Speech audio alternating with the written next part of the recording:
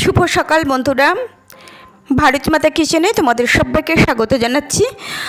আমি মিতা এসে গেছি তোমাদের জন্য আরও একটা রেসিপি নিয়ে।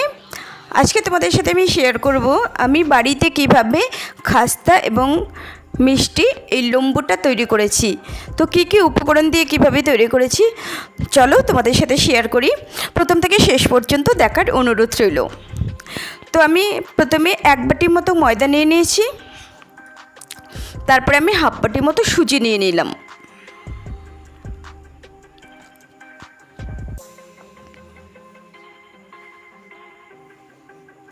আর ময়দাটা যখন নিয়েছিলাম তখন পরিমাণ মতো লবণ নিয়ে নিয়েছিলাম, আর 4 চামচ মতো সুজি আর ময়দাটা মাখিয়ে এবার 4 চামচ মতো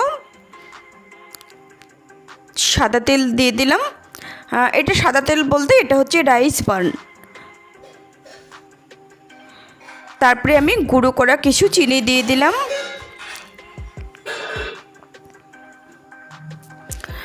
সাদা তেল বলতে আমি কখনো সয়াবিন তেল ইউজ করি না, কেন বলো তো?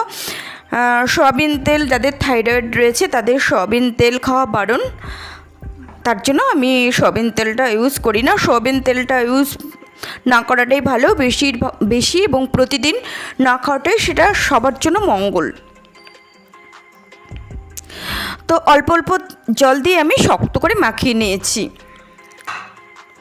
যেহেতু খাস্তা তৈরি করব এবং লম্বু, ময়দাটা আমি অনেকটাই শক্ত করে মাখিয়ে নিয়েছি। তো এবার রুটির মতো বেলে নিচ্ছি। খুব একটা বেশি পাতলাও করব না আর খুব একটা বেশি মোটাও করব না। রুটিটা বেলা হয়ে গেল, এবার চলো প্লাস্টিকের একটা ঢাকনা দিয়ে আমি গোল গোল করে কেটে নিচ্ছি।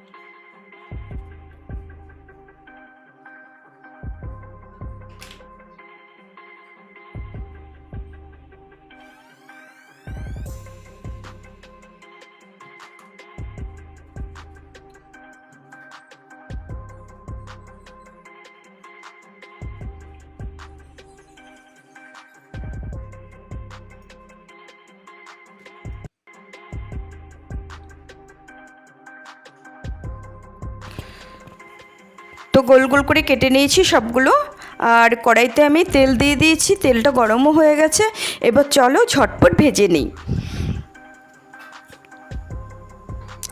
আমি যে কটা তৈরি করেছি সে কটা দুবার দিলেই হয়ে যাবে। আর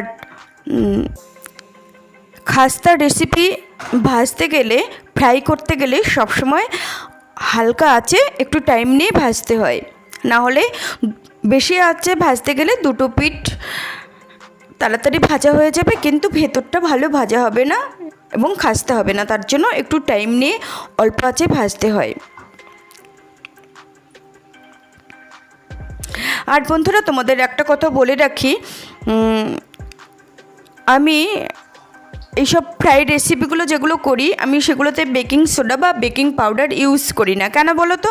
আমি খুব অল্প পরিমাণে করি এবং সাথে সাথেই আমরা সেদিনে খেয়ে নিই, তার জন্য আমি কোনো বেকিং সোডা বা বেকিং পাউডার ইউজ করি না। বেশ কয়েকদিন যদি সংরক্ষণ করে রেখে দিই বা রেখে দিতে হয় তখন বেকিং সোডা বেকিং পাউডারটা ইউজ করতে হয়, তাহলে বেশ কয়েকদিন পর্যন্ত খাস্তা থাকে এবং নরম হয়ে যায় না। যেহেতু আমি বেশি দিন রাখি না, সংরক্ষণ করি না, তার জন্য আমি বেকিং সোডা বা বেকিং পাউডার আমি কোনোটাই ইউজ করি না।